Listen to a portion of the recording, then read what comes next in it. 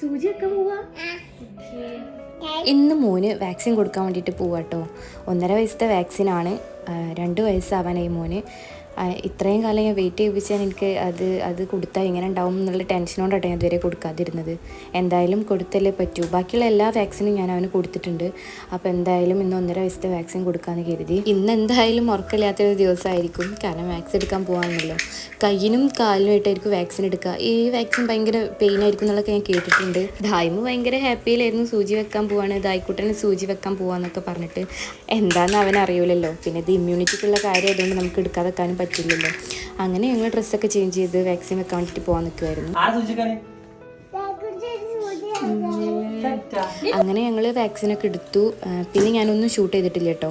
Vaccine എടുത്തതിന് ശേഷം കുഴപ്പമൊന്നുമില്ലായിരുന്നു. ഉച്ചക്കൊന്ന് ഉറങ്ങി എണീറ്റതിന് ശേഷം പിന്നെ തുടങ്ങി കരച്ചിൽ. കാരണം അവന് കാലനക്കാൻ പറ്റുന്നില്ലായിരുന്നു. അത്രക്കും പെയിനായിരുന്നു. നല്ല ഫീവർ ഉണ്ടായിരുന്നു കേട്ടോ. രാത്രിക്ക് ഫുള്ള് നല്ല പനിയായിരുന്നു. രാത്രിയൊന്നും പിന്നെ ഞാൻ ഷൂട്ട് ചെയ്തിട്ടില്ല. പിന്നെ ഇത് പിറ്റേന്ന് മോർണിംഗ് ആട്ടോ. ഇപ്പോൾ ഏകദേശം പനിയൊക്കെ ചൂടൊക്കെ പോയിട്ടുണ്ട്. പിന്നെ കാലും ചെറുതായിട്ടൊക്കെ അവൻ അനക്കുന്നുണ്ട്. എന്നാലും ശരിക്ക് പെയിൻ അങ്ങോട്ട് വിട്ടു പോയിട്ടില്ല.